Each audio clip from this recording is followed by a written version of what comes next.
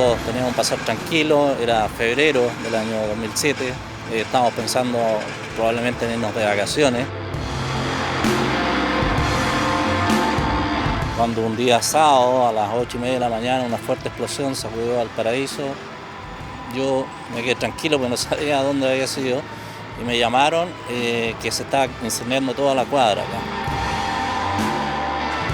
Esto fue a las 8:30 de la mañana, recién como a las 12 del día la gente de Gasvalpo y Chilquinta pudieron cortar el gas. No había, parece, un plan de emergencia con respecto al tema del gas, no sabían ni siquiera dónde estaban las válvulas, por lo tanto estuvo 3-4 horas con la llama de 5 metros saliendo sin poder apagar.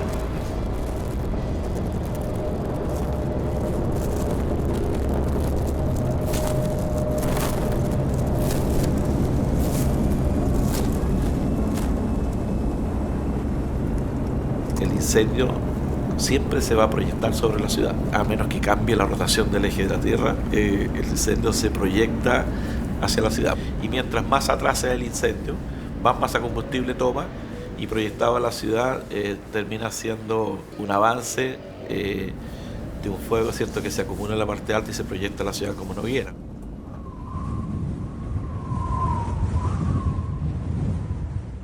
Valparaíso en el verano tiene un gran problema, que hay un viento sur muy fuerte. Y ese día se genera una temperatura 30 grados, 30% de humedad y un viento más o menos a 40 kilómetros por hora que fue creciendo a medida que el incendio, porque el mismo incendio genera mucho viento.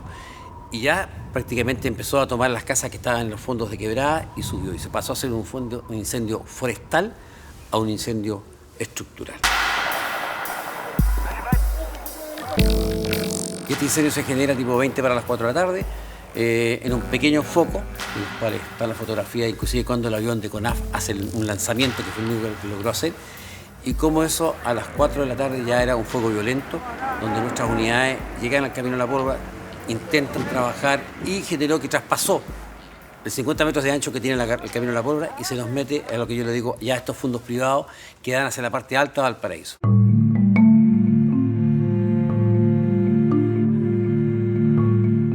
Cuando fue el incendio, yo llamé, me recuerdo, que llamé que pasaba, que no salían bomberos, CONAF, me comuniqué, traté de comunicarme con CONAF y llamo y me dice que no, que el día antes se había terminado el contrato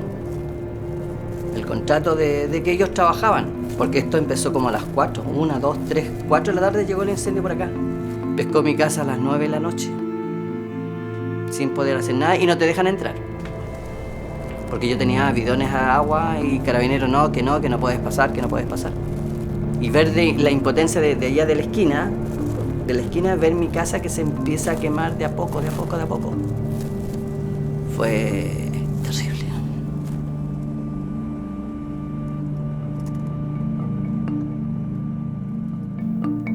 Todo esto era piscina. Lo único que tenía el garage, y ahí nos cobijábamos.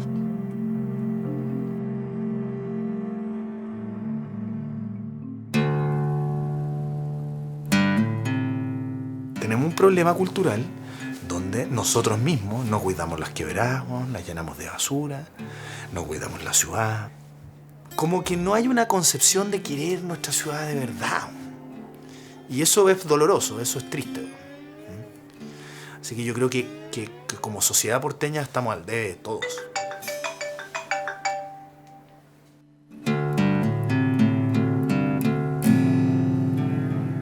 La gente no puede esperar que venga la autoridad prácticamente, o ver al alcalde o al intendente con una pala y un rastrillo. No, ese es deber de cada ciudadano. Hubo gente que no se quemó. ¿Por qué? Porque habían limpiado 100 metros alrededor de su casa.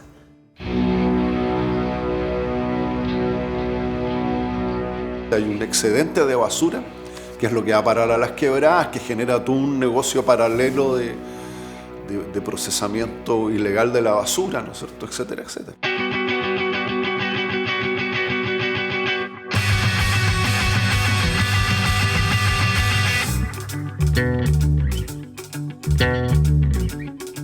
Lo que hizo el incendio también desnudar cómo se trabajó las casetas sanitarias, el water y la cocina, de la medida de tener adhesión política, ¿ya?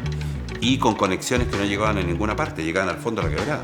Usted aquí cuando vino, armó una campaña electoral, yo he estado 3 semanas sin agua, el baño tapado con mierda, pero lamentablemente usted aquí no los viene a verlo, usted viene ahora porque pasó esta desgracia. ¿Usted viviría 3 semanas sin agua, sin bañarse? Ya, no, perfecto, ya me lo dijiste. ¿Te invité yo a vivir aquí?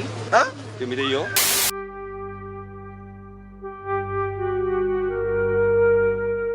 Está muy desprestigiado por lo que pasó, ¿no? El mal manejo del tema de la protección civil, ¿no? O sea, lo que pasó con un incendio que fue una cosa absolutamente anunciada que en cualquier momento se iba a producir, en que entre paréntesis en cualquier momento se puede volver a replicar de la otra mitad, o sea, se quemó de la cárcel Payase y en cualquier momento se puede quemar de la cárcel hasta Playa Ancha, ¿sí? Y volverse a replicar exactamente el mismo fenómeno porque no se ha construido ningún cortafuego, nada. O sea, ellos llaman construir cortafuego a retirar maleza, que a veces lo hace la gente, a veces lo hace. El poder limpiar los fondos de quebrada, limpiar de basura, mover, hacer todo un esfuerzo con los dirigentes sociales del sector e incluir y pagar la mano de obra a los mismos que viven en los entornos para propiciar que no tuviéramos después que volver nuevamente al sector. Con lo que va a hacer CONAF en la ladera, más lo que podríamos hacer nosotros abajo, podría quedar una quebrada con una instalación respetable. Ya tenemos un plan estratégico de desarrollo y la parte...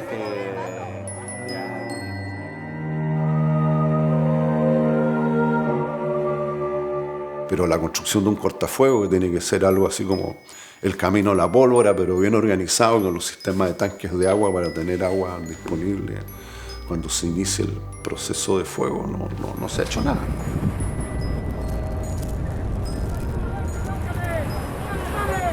Hemos tenido problemas con empresas constructoras que están en la parte alta y que están construyendo un Curauma y les es más fácil prender fuego a un bosque que cortarlo, porque sale caro, cortar un árbol cuesta 340.000 pesos.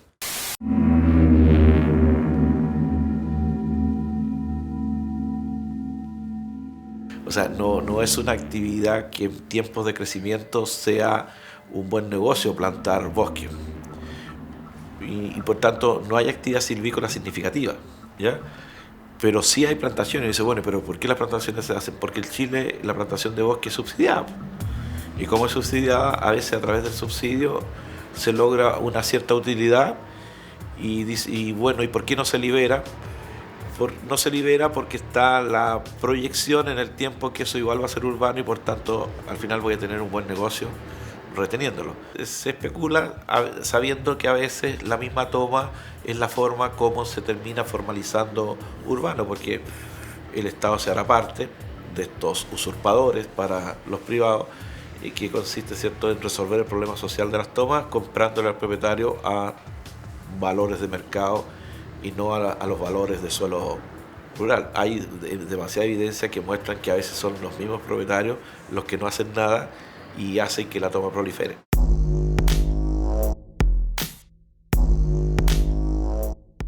Una parte importante, sobre el 80%, es de una situación que no teníamos claridad sobre el uso del suelo, porque se fueron legando entre familias. Yo estoy aquí más de 30 años, pero con esta situación ellos ahora quieren regularizar y quieren sacar a gente, y alguna gente prefiere no tener la ayuda y quedarse arraigada en su terreno. Cuando llega el momento de ver, bueno, ¿dónde está usted? Porque yo estaba aquí, ¿ya? Cuando traspasaron el terreno, lo inscribieron, hicieron algo, hicieron algún loteo, etc. No hay ninguno de estos antecedentes.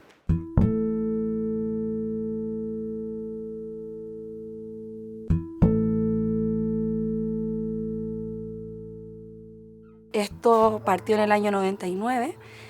Era un sitio que era de los militares y después que una vecina se dio cuenta de que se habían liberado para el gobierno, se consultó y se podían habitar. En ese momento era Tomás. Luego tuvimos una reunión con el alcalde de ese tiempo, que era Hernán Pinto Miranda, y vimos la posibilidad de crear un comité de vivienda. En su minuto, Edmundo Bustos, que era el Ceremi de Bienes Nacionales, nos dijo de que no podíamos construir y luego que llegaron a un acuerdo con el municipio, él ofreció la posibilidad de que si la municipalidad regularizaba los terrenos con luz, agua, alcantarillado y el pasaje, él se los podía ceder a las familias. Entonces a nosotros nos dieron la autorización de construir y todas las personas que vivimos por lo menos en esta loma no era población, como él le decía, como flotante, eran casas sólidas la gran mayoría.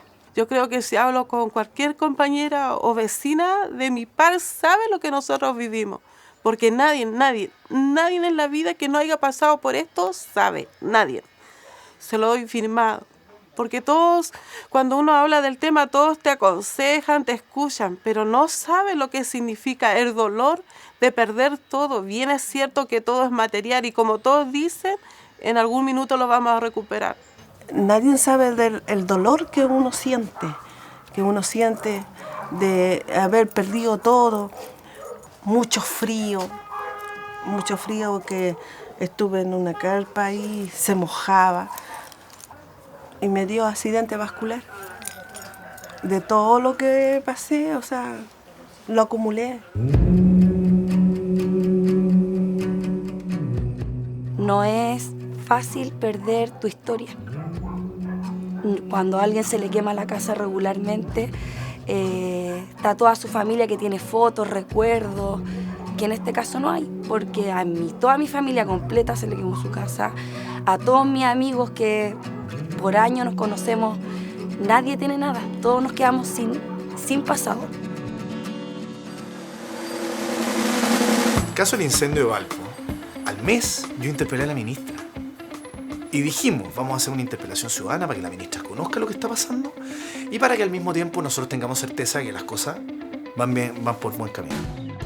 Pero para ser franco, 12.000 personas con un incendio en abril, que tuvieron que haber pasado 2 inviernos para que este segundo invierno que van a pasar en esto, creo que ha sido razonablemente buena la respuesta. Chaguán, Lagos Weber, todos defendiendo a la ministra, diciendo que el gobierno lo iba a hacer espectacular en la reconstrucción.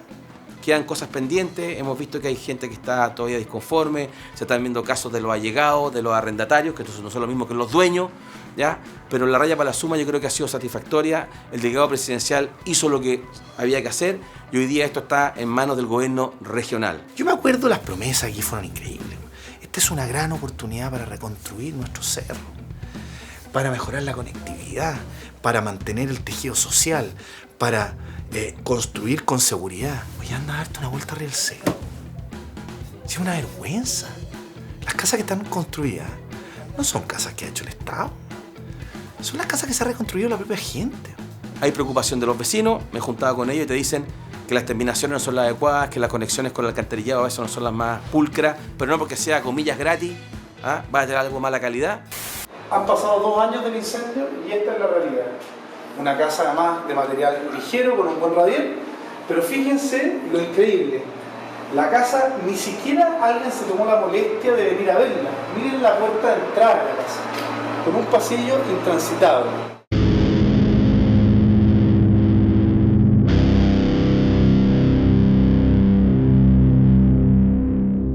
Yo me fui, los otros vecinos también se fueron y se quedaron los viejos. Los viejos que entienden que es lo único que tienen y es donde se tienen que quedar. Los jóvenes tuvieron opciones de irse a San Felipe, Quilpué y Alemán. Están dispersos por la región en programas que el Estado les ofreció. Traté de postular al condominio familiar. Mis hijos no aceptaron, no quieren nada con el cerro. Quedaron traumados, ¿para qué te digo? Y tuve que yo quedar solo acá. Se desintegró esa idea básica, inicial, que es ciudad, porque nosotros no hemos recuperado nada de ciudad de los siniestrados. Cada vez que hay un incendio, nosotros la angustia, el temor que nosotros sentimos, ¿ustedes se han puesto en el lugar de nosotros? No lo creo. Aún no hay soluciones de ningún tipo, de ninguno. Nosotros podemos proponer muchas cosas, pero si la ciudadanía no colabora, esto van a ser palabras al viento y se la va a llevar el viento sur que yo te digo que sale ya en primavera y verano.